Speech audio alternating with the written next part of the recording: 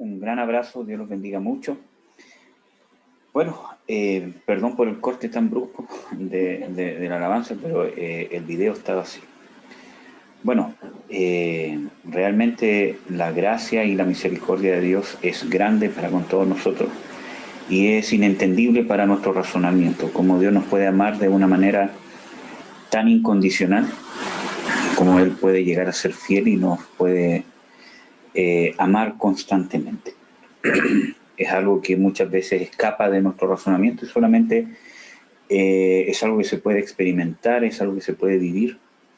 Y eso, hermano. Bueno, hoy día vamos a compartir el culto que siempre se hace por Zoom, por Facebook, por si alguno de los hermanos quiere conectarse por Facebook también o para que también lo puedan ver después. Bueno, un saludo a los que siempre se conectan por Zoom. Aquí estoy ¿cómo se llama? Con mi mamá, ¿cierto? También está mi esposa Marcela.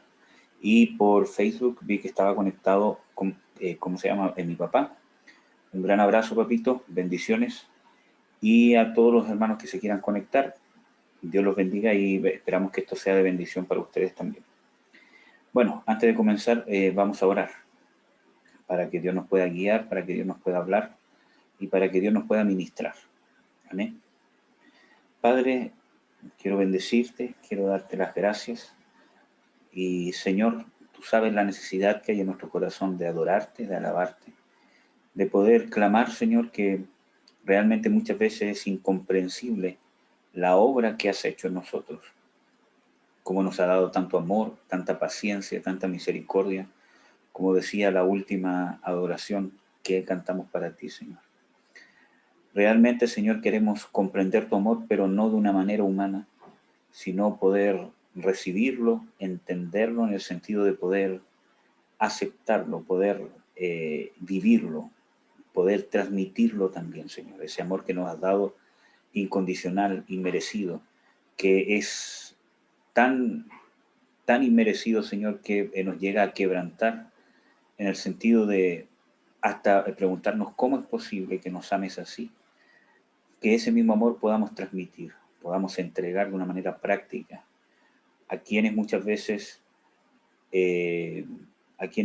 no merecen nuestro amor o nuestro perdón o nuestra misericordia.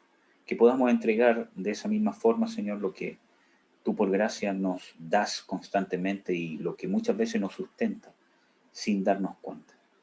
Te bendigo, Padre. Yo te ruego que el mensaje que vamos a compartir hoy pueda ser de bendición, pueda ministrar, pueda levantar.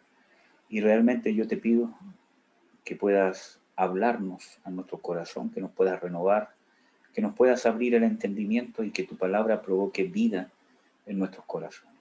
Yo te pido que me des tu unción necesaria, Señor, y también te pido que me ayudes. Tú sabes lo difícil que es para mí poder expresarme, Señor. Yo te ruego, Señor, que me des la facilidad para poder entregar un mensaje claro y que pueda ser entendible, Señor. En el nombre de Jesús. Amén. Amén, amados. Bueno, hoy día realmente yo estuve orando o preguntándole al Señor qué mensaje podía compartir, porque mi idea principal era poder, poder ministrar en los cultos del día sábado, poder ministrar algún espíritu, ¿cierto? O sea, hablar de algún espíritu y al final de cada culto poder ministrar justamente liberación en contra de ese espíritu. Pero creo que es más conveniente poder hacerlo en los estudios del día viernes, ¿cierto? Para que las personas se puedan preparar justamente para poder ser libres. Entonces, creo que hay un tema fundamental que hay que entender en este tiempo o en estos últimos tiempos que nos ha tocado vivir, que va principalmente a entender cosas que nos van a dar seguridad o que nos van a anclar, ¿cierto? Para no desviarnos, porque una de las cosas más importantes para el creyente es no desviarse. Yo, ¿cómo se llama? Yo creo que ustedes saben que en las Escrituras, ¿cierto? Habla Dios sobre no apartarse en pos de Jehová, ni a derecha ni a izquierda. Entonces, eso nos muestra de que hay una posibilidad de que aunque yo vaya en pos de Jehová o en pos de Dios, que hay posibilidad de que en algún momento yo me pueda apartar un poco a la izquierda o un poco a la derecha. Entonces, ¿qué es lo que significa eso en términos prácticos? Que yo puedo empezar a seguir al Señor Jesucristo, ¿cierto? Y que puede llegar un momento, ¿cierto?, en que yo me puedo empezar a desviar hacia un lado o hacia el otro. Pablo, o sea, sí, Pablo dice de que él sigue a la meta, que él prosigue al blanco perfecto, ¿cierto? Y también él habla, ¿cierto?, de que no vaya a ser que él termine, ¿cierto?, que él termine, ¿cómo se llama?, cayendo, habiendo sido heraldo para muchos. Por lo tanto, está la posibilidad de, aunque yo voy caminando en pos de Dios, ¿cierto?, yo me pueda desviar por alguna cosa. Y una de las cosas principales que nos va a mantener anclados, ¿cierto?, al verdadero camino, porque cuando habla Pablo de que hay un blanco perfecto, es cuando yo tiro una flecha, ¿cierto?, y hay un blanco que es al que persigo.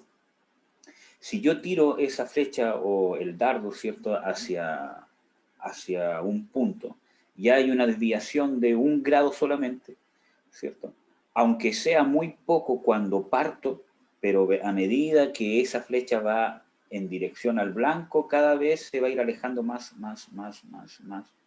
del blanco, aunque solamente era 1 grado. Entonces, cuando nos desviamos de las verdades de Dios, de los propósitos de Dios, o de la forma de poder vivir nuestra vida cristiana como Dios quiere, nos podemos empezar a desviar, y aunque al principio va a ser casi igual, ¿cierto?, que cualquier otro cristiano, por decirlo así, con el tiempo esas diferencias se van a ir acrecentando y nos van a ir separando más de Dios. Entonces, por eso que también en las Escrituras, en el libro de, ¿cómo se llama?, Hebreos, dice que hay que sanar lo cojo, ¿cierto?, para que no se caiga o para que no se desvíe. Entonces, es importante. ¿Qué es lo que nos va a mantener entonces anclados al propósito de Dios? Es entender cuáles son las prioridades de Dios. Entender qué es lo que a Dios más le importa y qué es lo que a Dios menos le importa. Por ejemplo, voy a darle un ejemplo antes de entrar derechamente en el tema, que lo había buscado, que está en Jonás.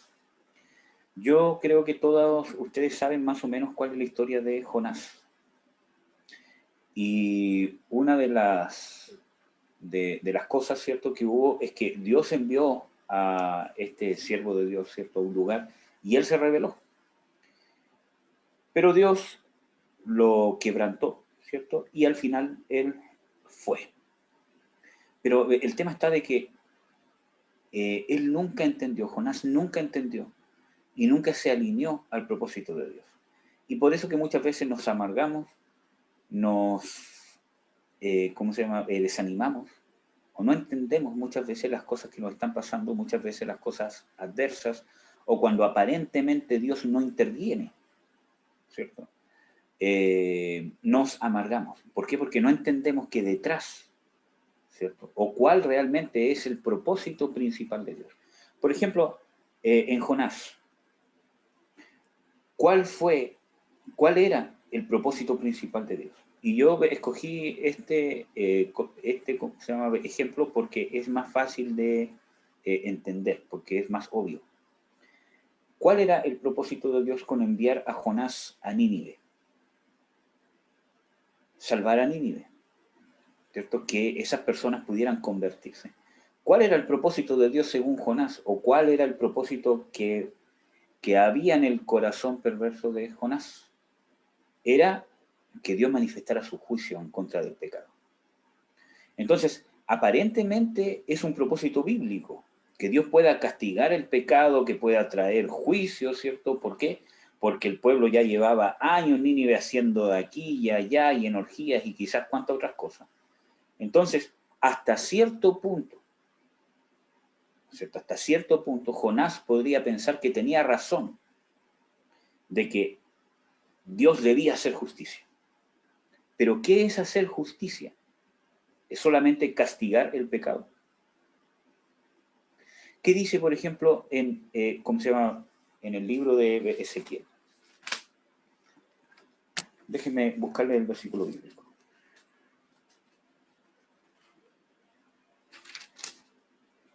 Déjenme acordarme dónde está específicamente. Porque hay dos capítulos en Ezequiel que hablan de esto mismo.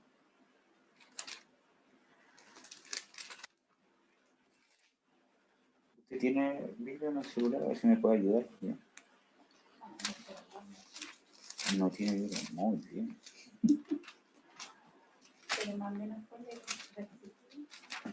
No, que lo tengo marcado aquí. Bueno, pero yo creo que todos conocen cuando el Señor dice, no quiero yo la muerte del impío, sino que se vuelva. Sé que está en Ezequiel.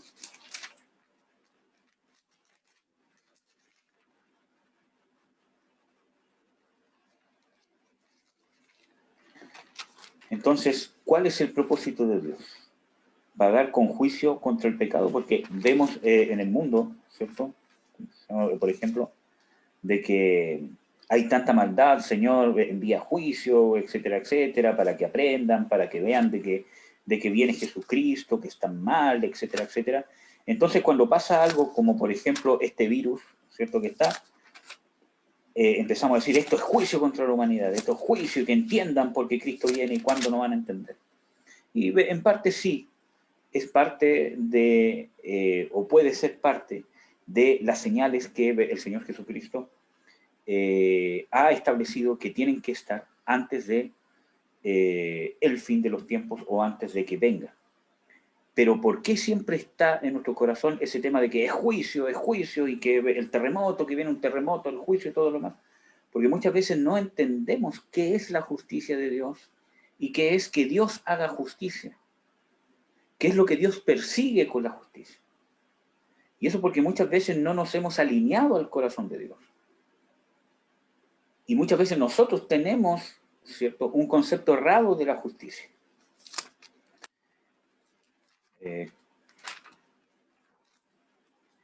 Déjeme buscarle el versículo bíblico. Entonces, ahí está. Gracias, tío Ricardo, pastor, un abrazo, gracias, Ezequiel 33. Yo estaba buscándolo en Ezequiel 13. Pero yo sabía que era un 3, pero lo estaba buscando en Ezequiel 13. Muchas gracias. Muchas gracias. 13:11. Dice, diles, vivo yo, dice el Señor, Jehová, que no quiero la muerte del impío, sino que se torne el impío de su camino y que viva. Volveos, volveos de vuestros malos caminos, ¿y por qué moriréis, oh casa de Israel? Entonces, el propósito de predicar, ¿cierto?, de que Dios es justo, de que Dios demanda, ¿cierto?, a todos los hombres en todo lugar, que se arrepientan. ¿Cuál es el propósito de poder hablarle al mundo claramente qué es pecado y que sus obras son pecado? No es, ¿cierto?, que se espante la gente o el confrontar, sino que lo que acá dice, volveos, volveos, ¿por qué moriréis? Y un ejemplo, o el ejemplo más grande es nuestro Señor Jesucristo. Él dijo que Él vino, ¿cierto?, a traer una espada, ¿cierto? En el sentido de que la palabra de Dios, como dice en las Escrituras, ¿cierto?, es una espada de dos filos que separa el alma del espíritu y que discierne los pensamientos del corazón. Eso, ¿cómo se llama? Es decir, de que siempre la palabra de Dios nos va a traer luz. Y es de lo que vamos a hablar ahora. ¿Cuál es el propósito principal de Dios? Que es lo que nos va a mantener anclados, ¿cierto? Y bien establecidos en lo que Dios quiere hacer y nos va a mantener en derecho a nuestros pies para que no nos desviemos.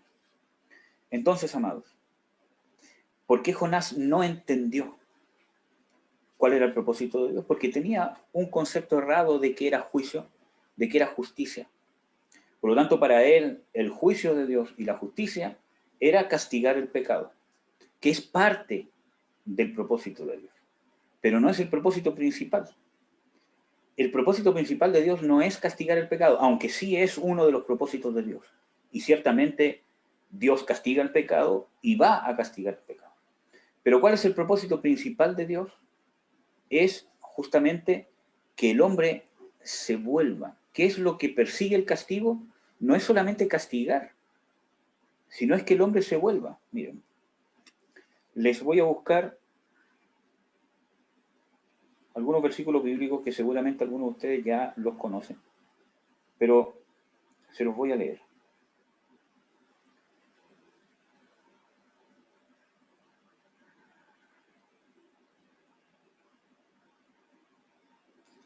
Hay un salmo que dice, con castigo contra el pecado, ¿cierto? Corriges al hombre. Por lo tanto, ¿qué es lo que persigue Dios? La corrección, la conversión. Eso es lo que persigue Dios, no solamente castigar por castigar. Y es algo que Dios nos muestra a lo largo de toda su palabra. Hay un versículo bíblico que dice también de que el Señor se arrepiente del castigo. Y hay otros versículos bíblicos que dice de que Él no es hombre para arrepentirse. Entonces decimos, ¿cómo? Hay un versículo bíblico donde dice de que Dios se arrepiente del castigo y hay otros versículos bíblicos que dice de que Él no es hombre para arrepentirse, ni para mentir, ¿cierto? Entonces, ¿por qué? Porque cuando se cumple el propósito de Dios que persigue el castigo, Dios dice, ¿para qué continúo con esto si ya cumplí el propósito? Es como, por ejemplo, si yo tengo cáncer, por ejemplo, ¿cierto? Y voy al médico y él dice, mire, ¿cómo se llama? Le vamos a hacer, ¿cómo se llama? Le vamos a hacer, ¿cómo se llama? Quimioterapia, pero por un año. Pero a los 2 meses el cáncer, ¿cómo se llama? Se sana, ¿cierto? Entonces voy al médico y, ¿cómo se llama? El médico me dice, ya no le vamos a hacer más quimio. Pero ¿cómo? Si usted me dijo que era un año, si, etcétera, etcétera. Es que ya no hay propósito de hacerlo porque usted ya está sano. Entonces, ¿cuánto más el castigo de Dios que persigue un propósito de que el hombre se vuelva, que el hombre se arrepiente y que se convierta? Entonces, por eso dice de que Dios es grande misericordia, que se arrepiente del castigo, y no contradice los otros versículos bíblicos que dice que Él no es hombre para mentir, ni hijo de hombre para que se arrepienta. ¿Por qué? Porque cuando está hablando de que Él se arrepiente del castigo, porque está diciendo que cuando se cumple el propósito del castigo, entonces Dios retira el castigo. Como por ejemplo, está el ejemplo de, ¿cómo se llama? David. Cuando él, ¿cómo se llama? Censó al pueblo, ¿cierto?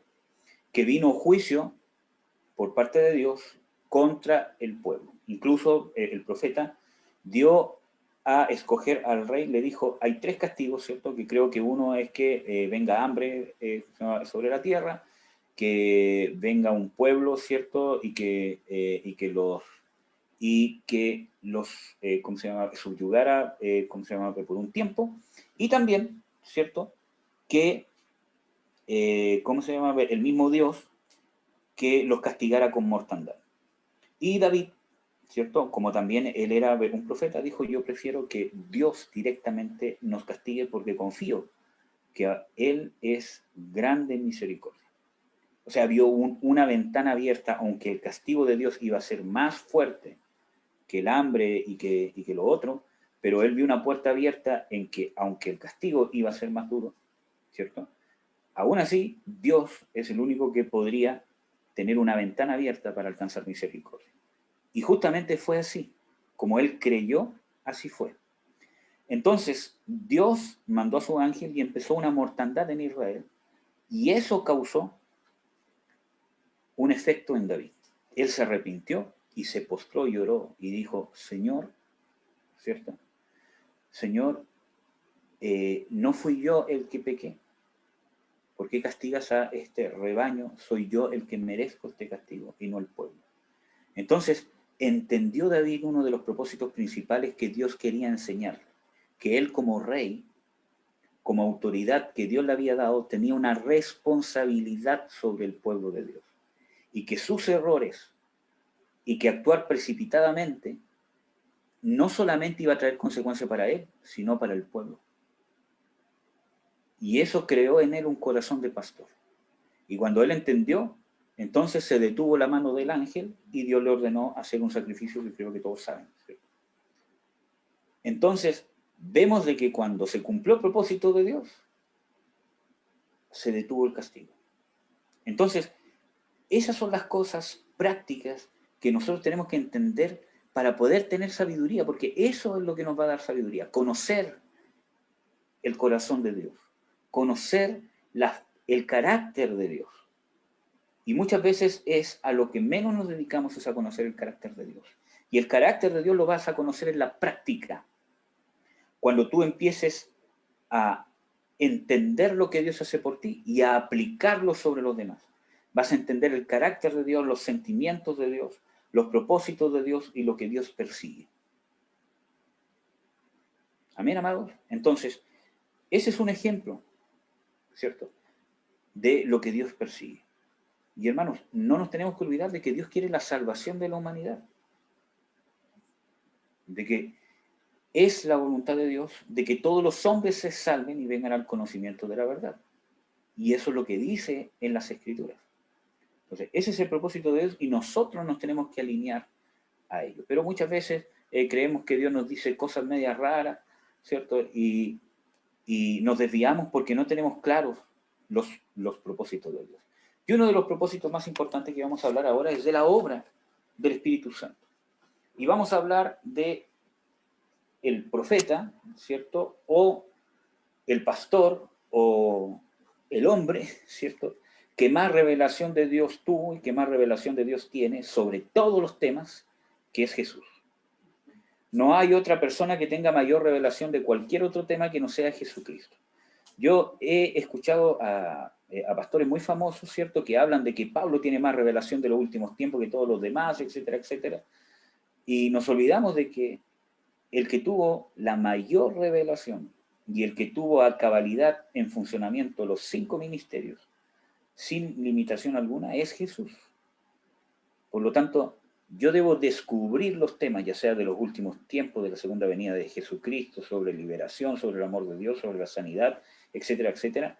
Debo entenderlos, ¿cierto?, a la luz de la persona de Jesús, de su palabra, de su entendimiento, de lo que Él dijo.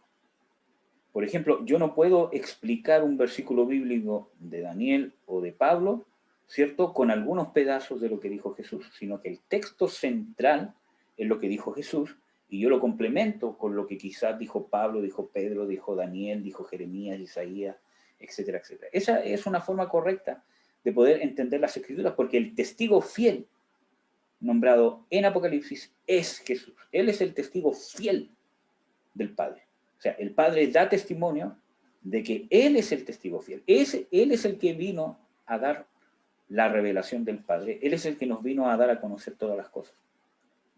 Bueno, entonces vamos a partir por su revelación y vamos a leer Juan 16, del 7 al 11. Pero no lo vamos a leer entero, sino que vamos a ir viendo parte por parte para no alargarnos tanto.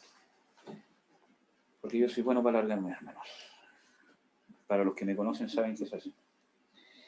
Juan 16, vamos a abrir Juan 16, y este es un tema muy bonito que es, yo les pediría, hermanos, que ustedes abran este versículo para que puedan ir viendo la obra principal del Espíritu Santo, porque yo hablé de esto hace años atrás en un seminario, no, un taller que dimos sobre liberación.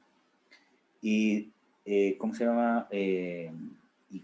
Hablé de cuál era el propósito principal del Espíritu Santo, porque eso ¿cómo se llama? Nos daba un centro, una estabilidad en las cosas de Dios, en las revelaciones que recibamos, en las cosas que uno percibe, ¿cierto?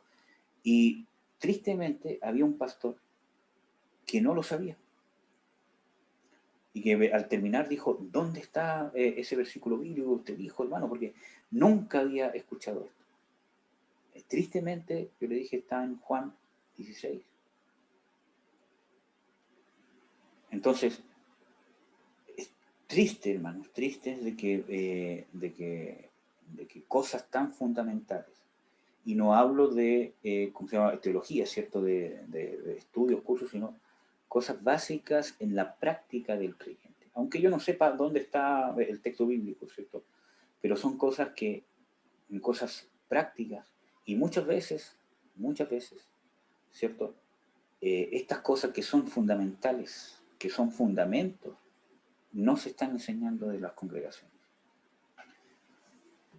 Bueno, Juan 16, del 7 al 11.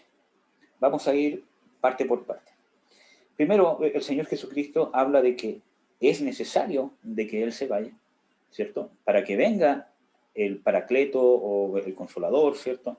Que es el Espíritu Santo. O sea, cuando habla de esto es porque habla de que hay una necesidad de la iglesia y del ser humano que esté con nosotros y en nosotros el Espíritu Santo y que cumpla este propósito. Si no, no se iba a poder cumplir el propósito del Padre que quería por medio de Jesús.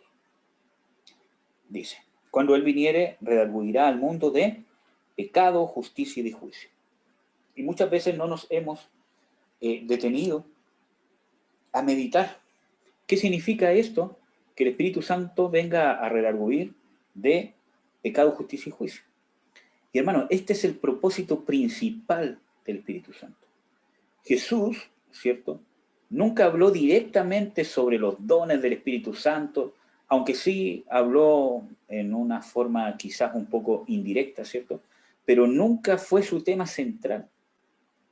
Su tema central fue en la confianza que tuvieran en el Espíritu Santo, ¿cierto? En que Él les iba a dar palabra, que Él iba a ser mi testigo, que Él iba a traer de lo mío, ¿cierto? Pero nunca se enfocó en decir, mira, estos son los dones del Espíritu Santo, ¿cierto? Sino que se enfocó en esto, porque esto es lo más importante. Que no quiere decir de que los dones, ¿cierto?, no son importantes. Claro que son importantes, pero Dios tiene prioridades, hermano. Dios tiene prioridades. Y cuando nosotros malentendemos las prioridades, nos equivocamos y nos desviamos. Por ejemplo, hermano, ¿qué es más importante para Dios en el hombre como género humano, o sea, como sexo, ¿cierto?, como hombre? ¿Qué es lo más importante que Dios demanda en un ser humano? ¿El ministerio o el matrimonio? El matrimonio. Porque yo no soy uno con el ministerio, yo no soy una sola carne con mis hijos, y Dios no me manda amar a la iglesia como Jesucristo amó a la iglesia, y no me manda amar ni siquiera a mis hijos como Jesucristo amó a la iglesia. O sea, Dios no hace ninguna comparación semejante a la comparación que hace en Efesios 5 de que el hombre debe amar a su mujer como Jesucristo amó a la iglesia y se entregó a sí mismo por ella para santificarla en el lavamiento del agua por la palabra. Aunque yo debo amar a mis hijos, ¿cierto?, con el amor de Dios y como Dios me ama a mí, ¿cierto? Y debo amar a los hermanos, etcétera, etcétera, con el mismo amor que Dios me ama, pero Dios no hace ninguna comparación semejante como el amor entre un esposo y una esposa. ¿Y eso qué significa? Que Dios está revelando la importancia. Entonces, ese es un ejemplo de prioridades. Todas las cosas son importantes. Si Dios te ha hecho un llamado, claro que es importante que lo sigas, y es más, tienes una responsabilidad de la cual vamos a tener que rendir cuenta. Pero el ministerio principal que está sobre eso es el matrimonio, es mi esposa. Que yo vele y use el amor que Dios me ha dado, la gracia que Dios me da, porque mi esposa alcance el propósito que Dios la ha destinado a alcanzar. Como persona integral, como una hija de Dios integral. Y ese trabajo en conjunto, ¿cierto?, como equipo, tiene que llevar a que nuestros hijos alcancen el propósito de Dios integral hasta que ellos ya tomen sus vidas ¿cierto? Y puedan tomar sus propias decisiones. Y ellos escojan si siguen al Señor Jesucristo o no. Entonces, hay prioridades.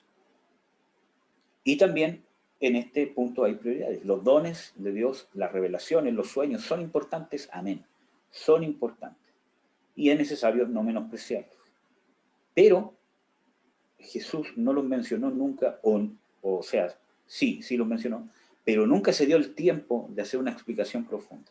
En cambio, de hablar de estas cosas, el Espíritu Santo sí, y él insistió bastante en eso. Y esto nos da a entender la importancia que tiene para Jesús esta obra del Espíritu Santo, que no es solamente cuando el creyente se convierte, es constante, que es lo que vamos a ver ahora. Entonces, redarguirá al mundo de pecado, justicia y juicio. El tema de redarguir, ¿cierto?, es refutar, amonestar, acusar, convencer, reprender, tomar y decirle, mira, convencer como una reprensión, como una exhortación, ¿cierto? Incluso creo que hay versiones que dicen convencer en vez de redarguir, como dice la versión que tengo yo. Al mundo de pecado, justicia y juicio. Y es más, en los versículos que siguen da una explicación. De pecado por cuanto no creen en mí, de justicia por cuanto voy al Padre, y de juicio por cuanto el príncipe de este mundo ha sido juzgado. Vamos a intentar analizar en este corto tiempo que queda, ¿cierto?, ¿qué significa eso?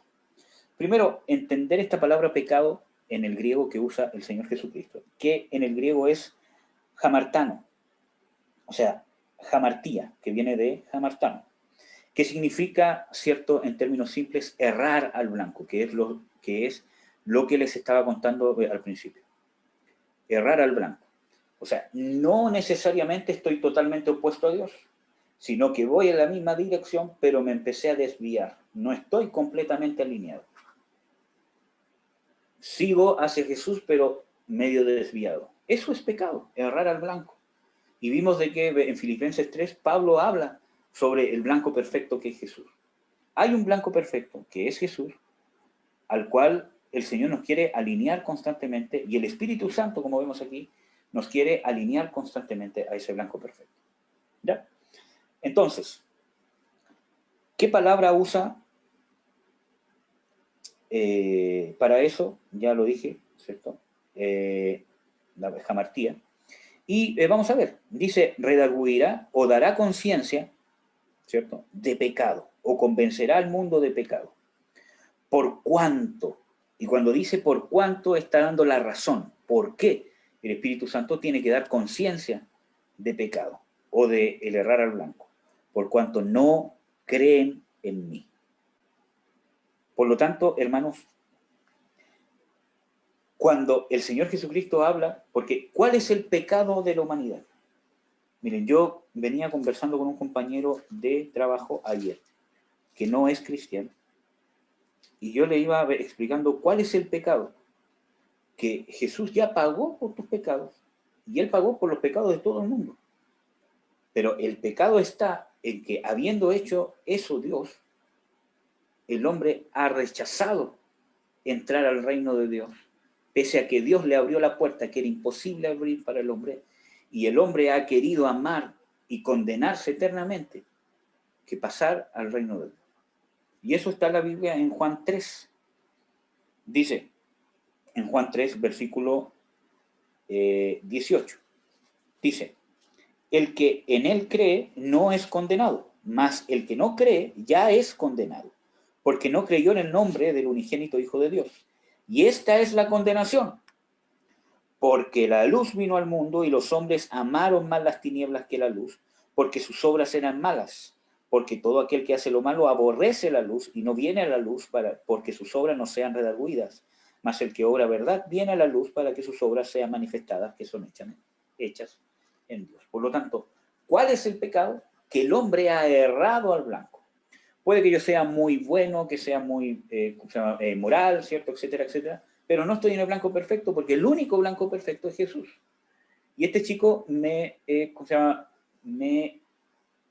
este chico me hizo la pregunta de, bueno, ¿y qué pasa con los mormones, con los testigos de Jehová, con los católicos, etcétera, etcétera? Entonces, o con cuántas otras cosas también que me mencionó. Entonces yo le dije, es que hay un solo camino y hay una sola manera de llegar a Dios, y es la que estipuló Dios. O sea, el hombre, por muy correcto que él crea ser, o por muchas cosas que haga, ¿cierto? Él no puede imponerle a Dios cómo llegar a él. Dios estableció un camino y ese es Jesús. Y a la manera de Jesús, a la manera que estableció Jesús, es que el hombre puede llegar. Porque no solamente basta con creer en algo o en alguien, hay que tener una fe correcta. Y la fe correcta es la fe de Jesús.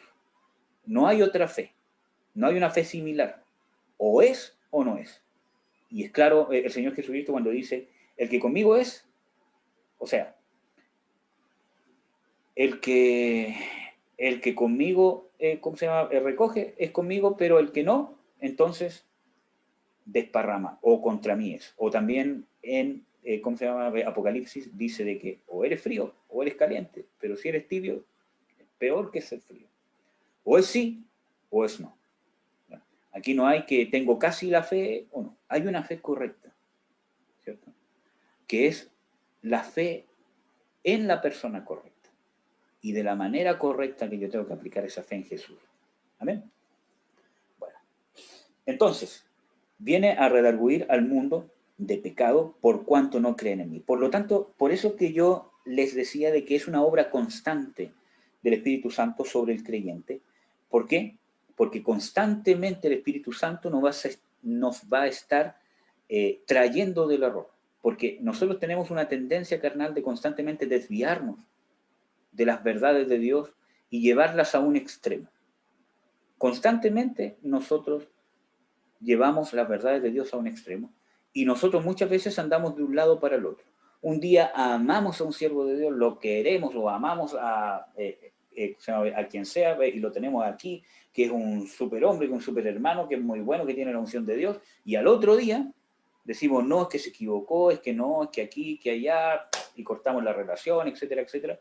Y eso es porque muchas veces nos estamos yendo a extremos y es el Espíritu Santo el que siempre nos va a dar un balance, un equilibrio.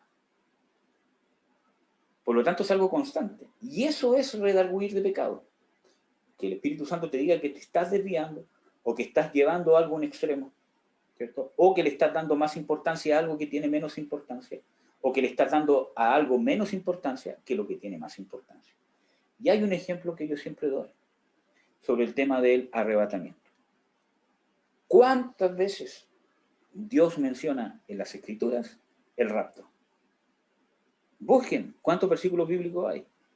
Hay uno o dos donde habla directamente del rapto. No texto bíblico que yo digo, es que esto es una, ¿cómo se llama? Analogía de cómo fue. No, sino textos que hablan, ¿cómo se llama? Derechamente del rapto de la iglesia. Hay uno o dos. ¿Cuántas veces habla Dios, ¿cierto?, sobre el día grande de Jehová, sobre la ira de Dios, o sobre la resurrección de los muertos, o sobre el reino que va a establecer Jehová o Jesucristo aquí en la tierra cuando venga? Innumerables pasajes bíblicos hablan del día grande y terrible de Jehová, que a eso viene Jesús, a desatar la ira de Dios sobre la tierra. Ese es el propósito principal, establecer el reino de Dios. Y el primer paso del establecimiento del reino de Dios es justamente desatar la ira de Dios. Dice de que Él pisará el lagar de la ira de Dios. Entonces, ¿es importante el rapto? Claro que sí, porque es un tema que está mencionado en las Escrituras. Pero le hemos dado más importancia a ese tema que otros. Y vivimos centrados en eso. Y eso es desviarse, hermano. Eso es pecado, porque el pecado es desviarse del blanco perfecto. Es darle prioridad a cosas que no tienen esa misma prioridad de parte de Dios. ¿Es importante? Claro que es importante. Yo no digo que no sea importante. Pero, ¿qué es más importante para Dios en la segunda venida de Jesucristo? La resurrección de los muertos, en la condición que debe estar el creyente, y el propósito de su venida, que no es raptar a la iglesia. Ese es un evento circunstancial, que va a llevar a otro propósito mayor, que es que Jesucristo establezca su reino aquí en la tierra, con su iglesia, con sus escogidos, que Dios ha escogido para que reinen con él. Y eso está en las Escrituras, hermano. Entonces, ¿ven cómo es fácil desenfocarse y darle más importancia a algo que tiene menos importancia? ¿Es importante? Claro que sí, pero tiene menos importancia. Entonces, eso es algo constante que el Espíritu Santo nos quiere dar, el equilibrio. Y eso habla de que Él nos redarguirá de pecado, por cuanto no creen en mí. Acuérdense que pecado es desviarse, y creer habla de tener una fe correcta. Acuérdense que Pablo, cuando habla sobre la fe, habla de seguir al blanco perfecto. Entonces, cuando yo me desvío, ¿cierto? Mi fe se está desviando. Pero muchas veces nosotros estamos cerrados a este tipo de revelación. ¿Amén? Entonces, tenemos que abrir nuestro corazón, porque Dios quiere restaurar su iglesia, quiere restaurar el corazón de los creyentes a lo que Él siempre quiso que fuera, desde el principio. Y para eso tenemos que muchas veces volver al principio. ¿Cuáles son los principios fundamentales de Jesús y de su iglesia que Dios estableció? Pero para eso tenemos que estar abiertos y tenemos que tener un corazón humilde. Y para eso tenemos que negar nuestra soberbia, porque somos soberbios, hermano. Nuestra carne es soberbia. Y nosotros tenemos que conocernos de que nuestra carne es soberbia. Es parte de nuestra naturaleza pecaminosa. Porque si no lo reconocemos, ¿cierto? No la vamos a poder negar. ¿Amén? El primer paso para negar una obra de la carne es reconocerla. ¿Amén? Bueno. Después dice, redarguirá o dará conciencia de justicia. Y aquí hay dos partes importantes que yo les quería mencionar sobre Juan 16. Dice, por cuanto voy al Padre, y después dice, por cuanto, y no me veréis más. Y esto es importante y muchas veces no nos hemos detenido a analizarlo. Primero dice, por cuanto voy al Padre. Y eso es importante. ¿Por qué el Espíritu Santo nos tiene que dar conciencia de justicia? ¿Y qué significa que dice justicia por cuanto o por el motivo de que voy al Padre? O sea, por causa de que yo voy al Padre, es que el Espíritu Santo les tiene que dar conciencia de justicia. ¿Qué tiene que ver que Jesucristo vaya al Padre con que el Espíritu Santo nos dé conciencia de justicia? Y en esto vamos a poder entender qué significa la justicia de Dios, o en parte vamos a poder entender qué significa la justicia de Dios. ¿Cuáles son las condiciones para estar delante de Dios? Según el Salmo 5:4-5, el Salmo 101:7, el Salmo 140:13, sin santidad nadie verá al Señor. Los impíos no pueden estar en su presencia, de que no pueden estar los malos en su presencia, de que en su presencia no puede haber maldad. En todos esos pasajes bíblicos habla de eso, de que ¿quién estará delante de Dios? El de manos limpias, el de corazón limpio, el que es puro, el que es santo, y que no podrá estar la maldad delante de él. En Hebreos 12:14, que ese sí se los voy a leer. En Hebreos 12:14 dice lo siguiente. Dice, seguid la paz con todos y la santidad, sin la cual nadie verá al Señor. Entonces, ¿qué requisitos tenía que cumplir Jesús para poder ver al Señor?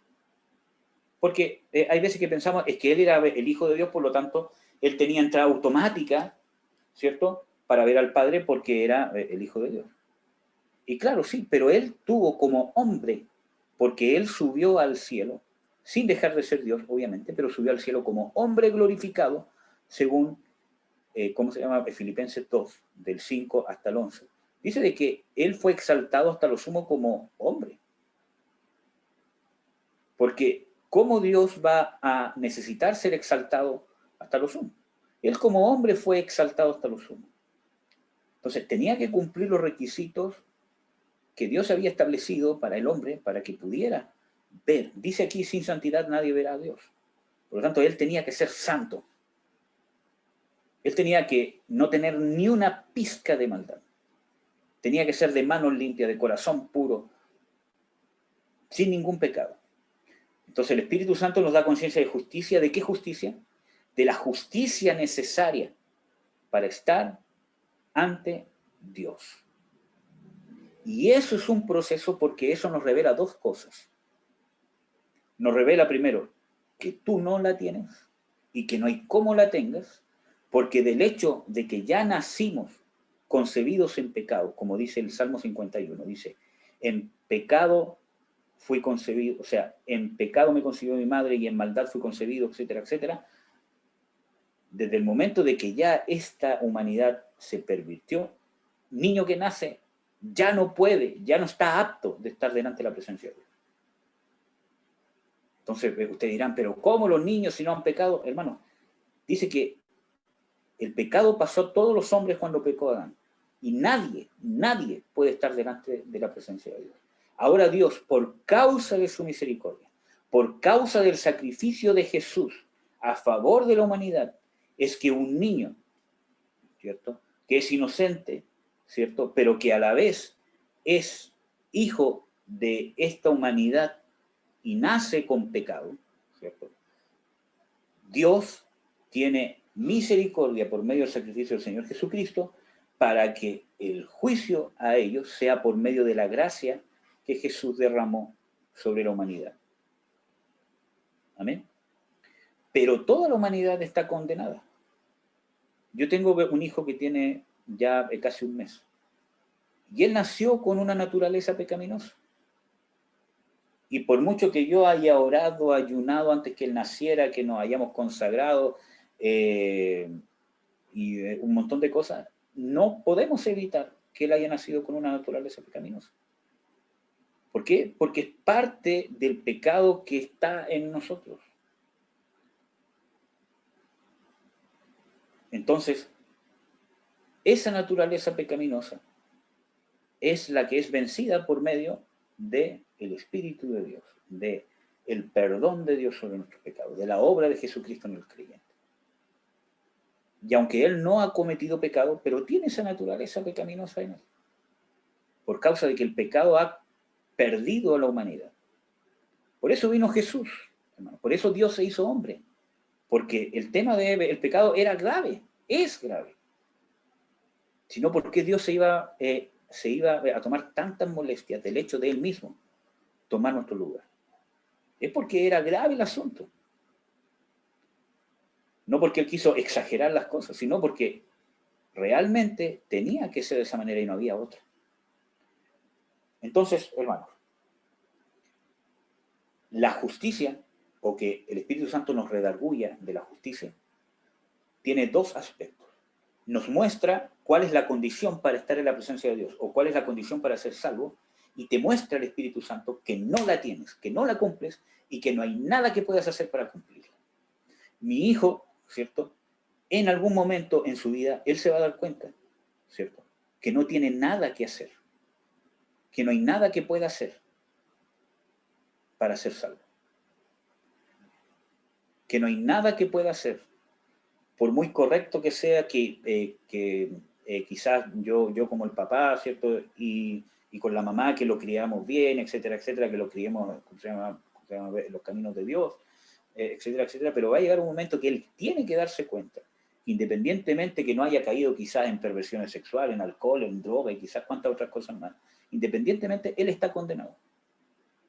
Y que él nació en una condición de condenación eterna, como ser humano, y que no hay nada que él pueda hacer para salir de ello. ¿Por qué? Porque por medio de la palabra se va a dar cuenta de cuáles son los requisitos que Dios ha establecido para que el ser humano pueda acceder a estar en la presencia de Dios. Y cuando él tenga conciencia de eso, se va a dar cuenta de la otra parte que tiene que ver con conciencia de justicia. ¿Cuál es eso? Primero nos muestra que hay una justicia para estar delante del Padre, que yo no tengo y que no puedo tener porque ya nací en pecado. Por lo tanto, es imposible que yo lo haga, aunque cumpla todos los mandamientos de Dios, ya nací sin poder cumplirlo. Y después de eso, me va a dar conciencia de justicia que hubo otro que sí la cumplió, que es Jesús. Y que fue necesario que Él cumpliese eso, porque si no lo hubiese podido cumplir, no hubiese podido ir delante del Padre a presentar su sangre en expiación por la humanidad, como sumo sacerdote. Y si es que pudo hacerlo, porque pudo hacerlo, es porque cumplió las condiciones. Entonces, el Espíritu Santo nos muestra, a la luz de las Escrituras, por eso que en Santiago dice de que la palabra de Dios es un espejo. Y que el oidor olvidadizo es como alguien que se mira en el espejo, ve su rostro y después se olvida cómo era. ¿Por qué? Porque la palabra de Dios me muestra cómo soy, cuál es mi pecado, cuál es mi condición como ser humano. Pero muchas veces el oidor olvidadizo se olvida. Y por eso que andamos en soberbia y en religiosidad muchas veces. Entonces, el Espíritu Santo me da conciencia y es algo constante en nuestro caminar, porque nosotros tendemos a olvidarnos de qué es lo que somos sin Dios. Y eso nos hace soberbios. Entonces, el Espíritu Santo nos muestra eso y después nos muestra que hubo un hombre, que sí cumplió eso, esos requisitos y que sí subió a la presencia de Dios. Y no solamente subió por sí mismo, sino que subió por mí. Y esa es la otra parte, porque dice, redarguirá o dará conciencia de justicia. Y esa justicia dice, por cuanto voy al Padre. Entonces, ¿qué significa por cuanto voy al Padre? Que hay unas condiciones bíblicas para llegar al Padre que yo no tengo, pero que Jesús sí las cumplió. Y la otra parte dice, por cuanto no me veréis más.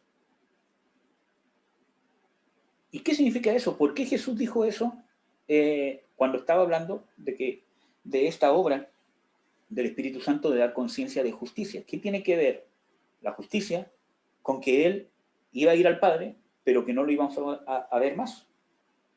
Y eso tiene que ver con que uno de los propósitos, ¿cuál es uno de los propósitos de que no lo veamos más? ¿Por qué Jesucristo fue al Padre y no volvió al tiro a establecer su reino aquí en la tierra?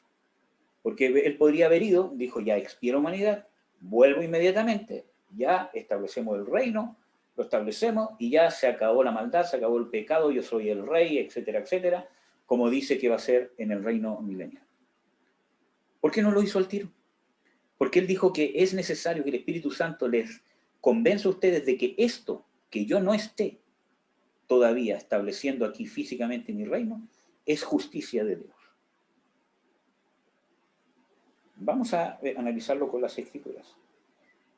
Primero, ¿cuáles son los propósitos de que se quede con el Padre o que esté con el Padre? ¿Ya? Aunque que esté con el Padre no es un lugar físico, ¿ya? Pero bueno, ese es otro tema.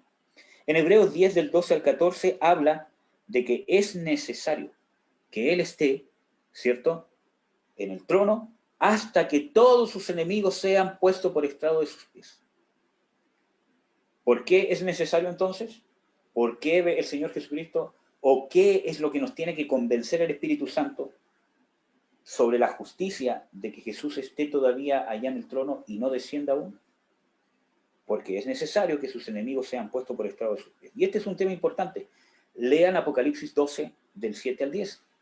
La obra que tiene la iglesia en derrotar a Satanás y a los enemigos de Jesús. Porque, miren hermanos, Satanás fue derrotado en la cruz.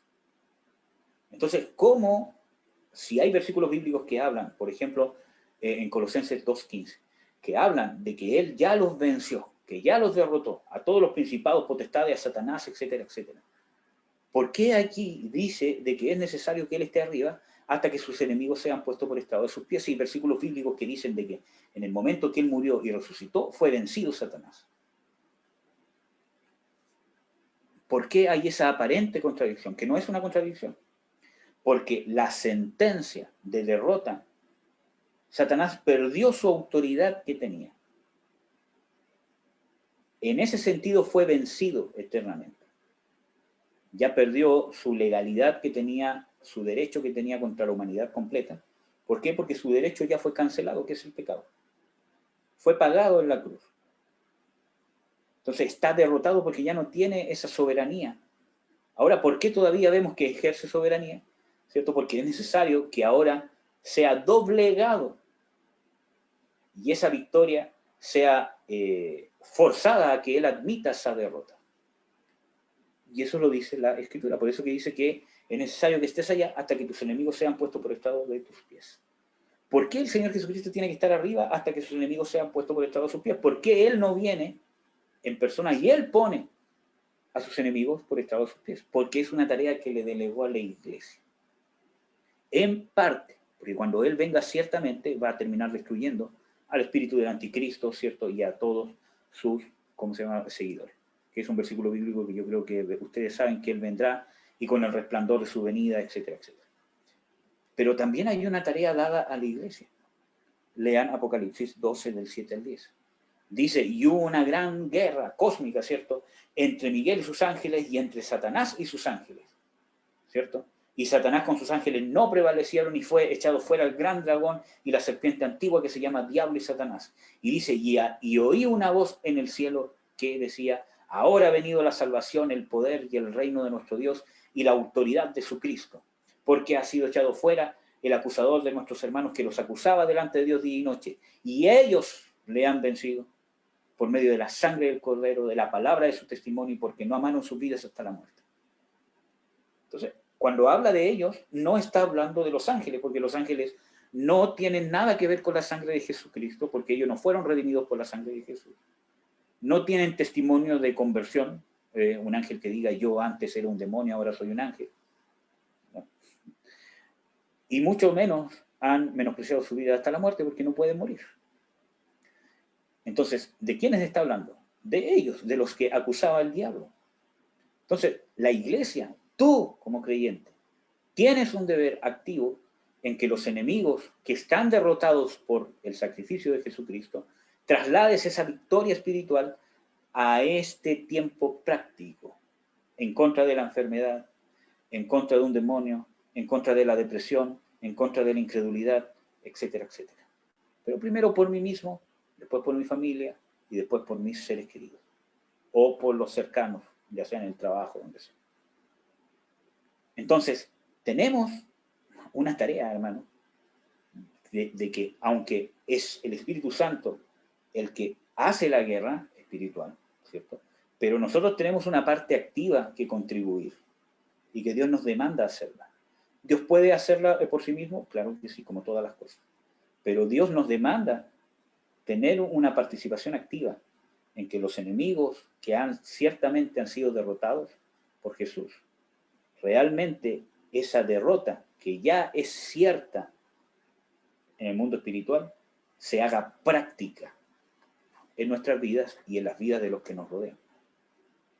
Por eso dice Pablo de que es necesario, ¿cierto?, de que la iglesia le notifique a los principados y potestades la multiforme sabiduría de Dios. ¿Y cuál es la multiforme sabiduría de Dios? Pablo dice de que Jesucristo es sabiduría de Dios y poder de Dios. Nosotros tenemos que notificarle a los principados y a las potestades la obra de Jesús en la cruz. Miren, hermano, cuando hay una persona que se convierte, ciertamente Satanás fue vencido y el sacrificio de Jesús está activo sobre él, ¿cierto? Pero muchas veces, no siempre, pero hay veces que es necesario notificarle a un demonio que lo esté atormentando, que le esté quitando sus finanzas, que esté intentando destruir su matrimonio, que esté con una enfermedad, etcétera, etcétera, o con la droga, o con el alcohol, pese a que ya es cristiano. Muchas veces es necesario notificarle a ese demonio o esos demonios que él fue vencido en la cruz hace 2000 años atrás y que no tiene derecho legal por lo que Dios ha hecho en ese creyente. A veces es necesario notificárselo. Es como tomar y decir, oye, estás en una ilegalidad. Y hay veces que yo he confrontado a algunos ¿cómo se llama?, espíritus, ¿cierto?, donde ellos me dicen, es que yo tengo derecho. No, tú estás en una ilegalidad. No, porque ese pecado ya fue pagado por Jesús. Y tú lo sabes. Y es más, tú te ensañaste con Jesús justamente por causa de estos pecados. Así que ya no tienes ningún derecho que reclamar. Y muchas veces el demonio se ha quedado sin argumento. Y tienes que salir en el nombre de Jesús, porque Jesús es el que te derrotó la cruz. Pero muchas veces hay que notificárselo. Entonces, es una tarea de la iglesia notificarle, ¿cierto? O contribuir junto con el autor principal, que es el Espíritu Santo, contribuir a que los enemigos de Dios, que ya fueron derrotados, sean puestos por estrado de sus pies. se sometan a la autoridad de Dios. Bueno, podría hablar mucho de esto, pero me voy a demorar mucho. Entonces, dice que el Espíritu Santo nos tiene que dar conciencia de justicia, por cuanto no me veréis más. ¿Por qué? Porque uno de los propósitos que no veamos al Señor Jesucristo todavía, físicamente acá en la tierra, es porque es necesario la derrota total de Satanás. Ya está derrotado, pero que se haga práctico. Y hasta su venida se va a consumar eso, y después cuando termine el reino milenial, que finalmente Satanás va a ser echado al lago de fuego y azufre. Hebreos 4, 14 al 16, habla de que uno de los propósitos es ser sumo sacerdote. Por eso que el Espíritu Santo nos tiene que dar conciencia de que es necesario que Jesucristo esté arriba, porque es sumo sacerdote. Y eso no solamente habla de que entregó una vez su sangre por la redención de toda la humanidad, sino que constantemente, cuando tú pecas, cuando tú caes, cuando tú pides perdón, es porque Jesús está intercediendo por ti. Sí, yo pagué el pecado, Padre. Cuando Satanás viene a reclamar un derecho legal, dice, pero es que pecó, sí, pero es que él pidió perdón y este perdón ya fue pagado hace los 1000 años atrás. Otro más. Porque dice de que el Espíritu Santo nos tiene que dar conciencia de justicia, y que esta justicia significa que no veremos más a Jesús, o que Él esté todo este tiempo sin venir otra vez a la tierra. Romanos 8:34 habla de que Jesucristo intercede por nosotros.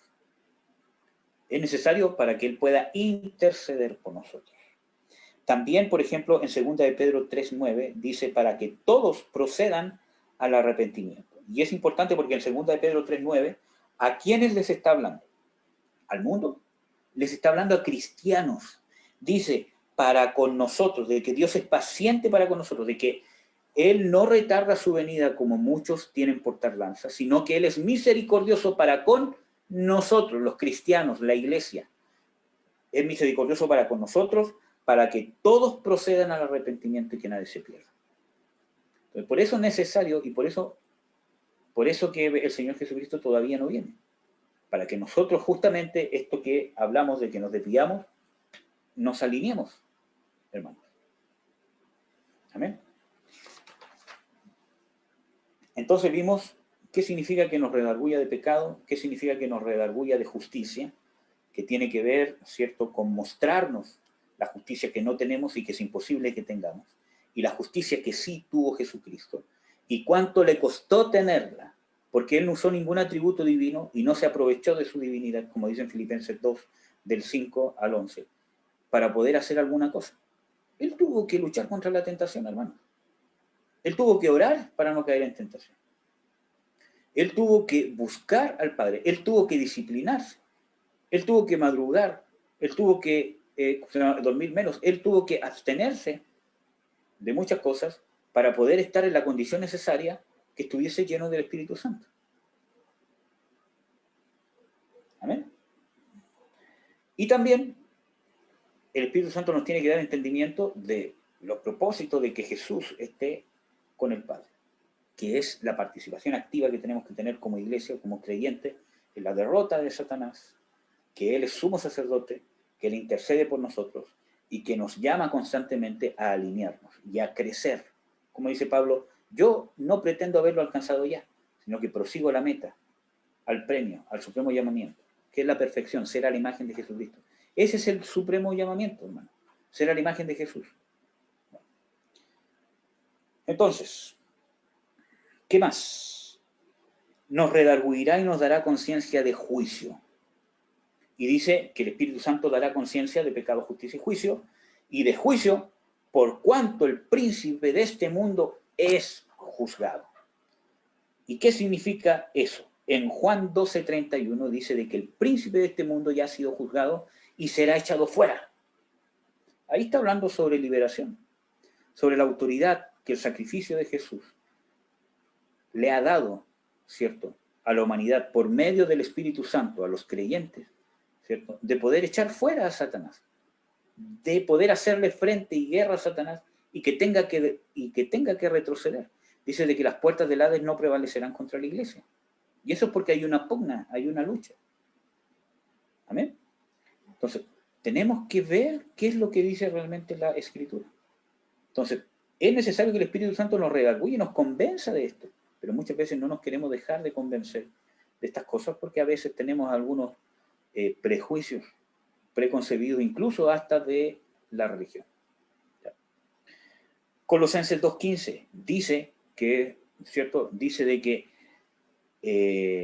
él canceló el acta de los decretos que había contra nosotros, ¿cierto? Etcétera, etcétera. Dice, y triunfando sobre ellos en la cruz, despojando a los principados y a las potestades.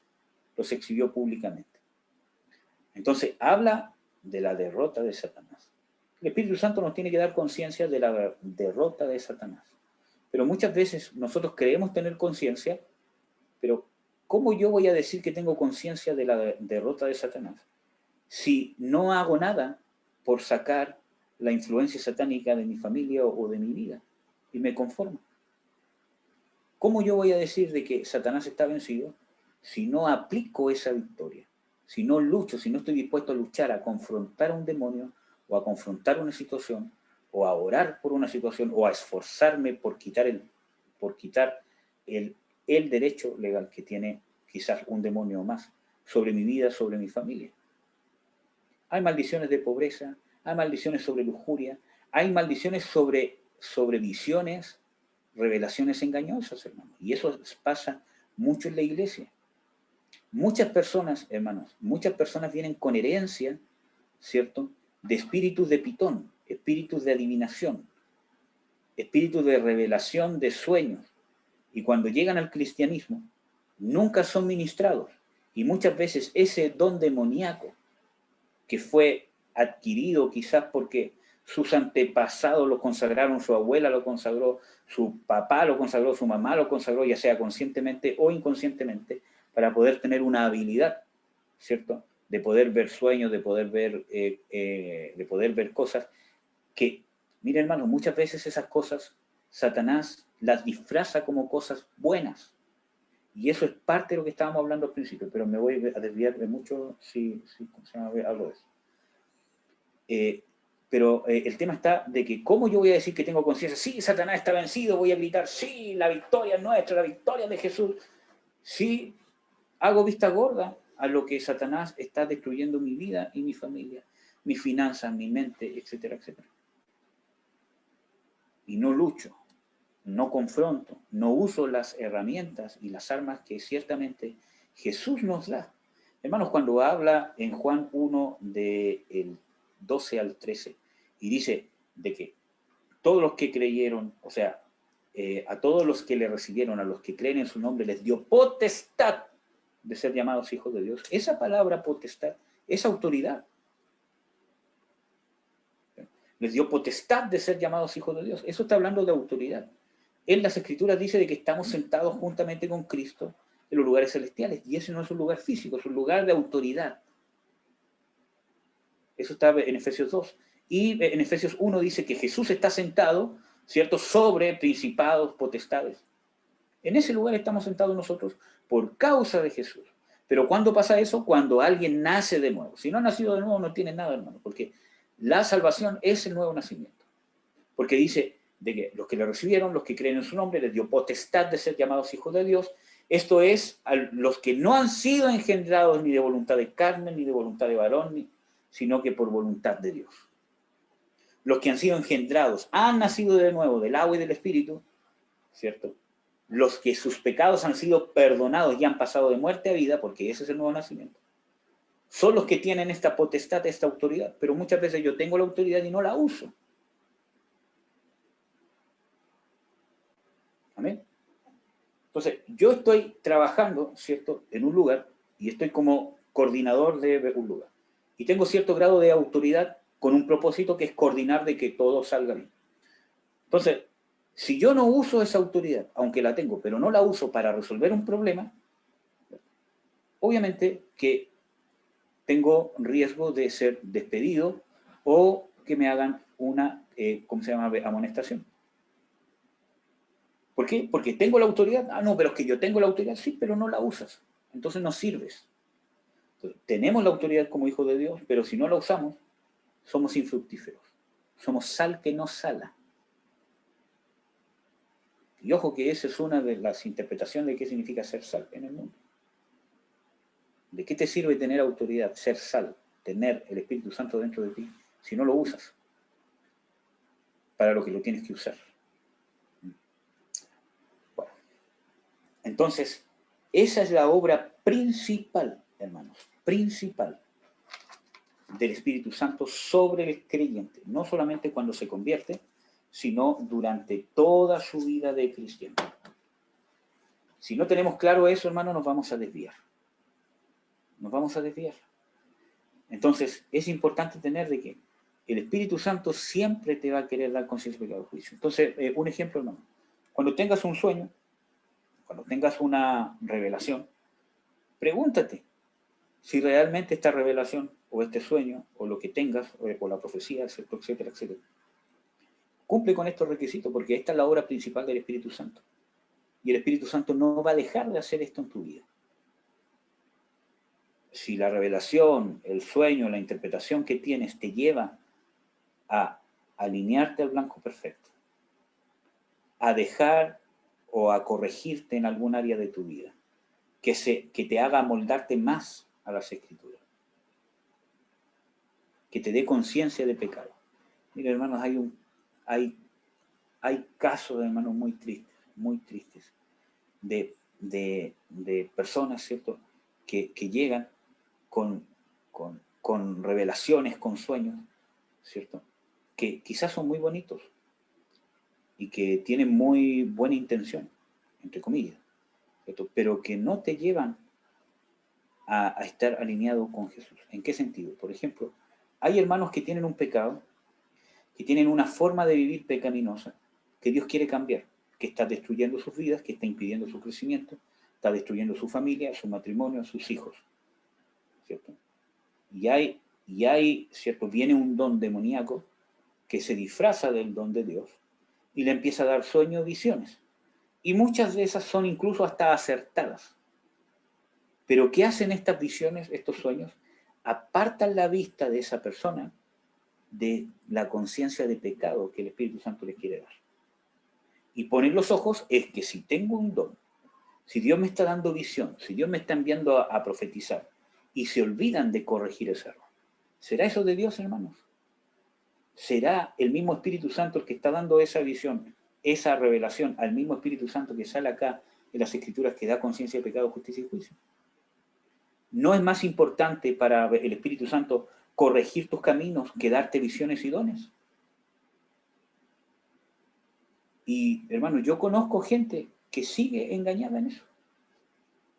Incluso hasta siervos de Dios, tristemente. Tristemente. ¿Cierto? Que las visiones, que las revelaciones lo han desviado de lo que Dios ha estado intentando decirles al corazón que deben cambiar en sus vidas, que los está destruyendo. Y como tienen visión, como tienen revelación, etcétera, etcétera, dicen, no, yo estoy bien. ¿Será ese Espíritu Santo que va a alimentar la soberbia de un ser humano? ¿O la testarudez de alguien? Obvio que no. Por eso que yo digo de que la obra principal del Espíritu Santo es redarguirte de pecado, justicia y juicio, hermano, y eso es constante. Si tienes un sueño, si tienes una visión, una revelación, Señor, si esto me aparta, si esta revelación, si esta visión está causando en mí sentimientos o actitudes que me apartan de estar pendiente constantemente de las cosas que tú quieres cambiar en mí, entonces yo prefiero desecharla y no tener ninguna visión. Porque es más importante para mí andar alineado en Jesucristo que tener visiones y dones. Es más importante para mí seguir en pos de Jesús que incluso tener un ministerio. ¿Qué fue lo que le dijo Jesús a los apóstoles cuando los llamó? Halló a Pedro, ¿cierto? Juan, ¿cierto? Etcétera, etcétera. ¿Qué fue lo que les dijo? Venid en pos de mí y yo os haré pescadores de hombres. Ahí hay dos cosas importantes, hermano. Lo que tienes que hacer tú y lo que hace Jesús. Jesús se comprometió con ellos. Dice, yo los voy a hacer pescadores de hombres. Ustedes no se van a hacer pescadores de hombres solos. De eso me encargo yo. Del ministerio del llamado, porque Él no los invitó a ser apóstoles. Y no, ¿cómo se llama? Los trajo ya. Ustedes tienen que pensar como apóstoles, porque esto es lo que hace un apóstol. ¿No? Lo único que tienen que hacer ustedes es venir en pos de mí. ¿Y qué significa eso? Eso viene de la misma palabra griega que significa ser discípulo. Seguir a Jesús. Por eso que Él les dijo constantemente, aprended de mí. Como yo os he hecho así hacer. Y en esto conocerán que soy mi discípulo, si os amáis como yo os he amado. Siempre poniéndose como ejemplo, porque eso es seguir a Jesús. Hacer lo que Él hace. De eso nos tenemos que encargar y Dios hará lo demás. Amén, hermanos. Bueno, como siempre, me pasé de lo que quería hablar. Según yo iba a terminar en 1 hora, me pasé. Bueno, hermanos, un abrazo para todos, especialmente para los que se conectaron en Facebook, ¿cierto? Que Dios los bendiga, un gran abrazo. Y para los que estén viendo este video después, ¿cierto? También, espero que esto sea de bendición. Si esto ha sido de bendición para ti, si crees que esto ha sido de bendición para ti, puede ser de bendición para otros, compártelo, hermano. Compártelo. Por algo yo lo estoy compartiendo en Facebook porque no tengo problema en que se comparta. Hay algunas cosas que no comparto porque son más privadas, pero específicamente este tema, si ha sido bendición para ti, compártelo con otros hermanos. Amén. Así que eso, vamos a orar para que Dios nos pueda alinear, para que Dios nos pueda dar conciencia de que muchas veces nos falta estar alineados a lo que Jesucristo quiere hacer. Padre, en el nombre de Jesús te bendecimos, te exaltamos. Nosotros admitimos que muchas veces nos hemos desviado de lo que tú quieres establecer para nosotros, en nosotros y con nosotros. Muchas veces nos vamos a extremos o le hemos dado importancia a cosas que tienen menos importancia y con el tiempo nos amargamos, nos desilusionamos porque estas cosas que creemos que son más importantes no se cumplen y terminamos cayendo en amargura, en desilusión, en enojos. Y muchas veces nos hemos desviado de seguir en pos de ti. Nos hemos olvidado de que tú hay muchas cosas que quieres corregir en nosotros. Y nos conformamos. Creemos que estamos bien, que ya no necesitamos crecer, que estamos en un estado superior. Y nos olvidamos de que tú quieres mucho más de nosotros. Que quieres escudriñarnos y cada vez vas a ir ahondando más en cosas más específicas. Cada vez vas a ser más específico. Vas a colar más aún las cosas para poder amoldarnos cada vez más a la imagen de tu Hijo. Señor, en tu palabra dice de que a los que aman a Dios, todas las cosas les ayudan a bien. Esto es conforme a los que a tu propósito son llamados. Pero muchas veces nos olvidamos de la segunda parte de ese versículo, o del versículo que sigue, que dice de que a los que antes se escogió, para ser hechos conforme a la imagen de tu Hijo Jesucristo. Y realmente ese es el propósito principal. Yo te ruego, Espíritu de Dios, que nos des conciencia, que nos limpies de todo lo que impide que estemos conectados y alineados con tu propósito.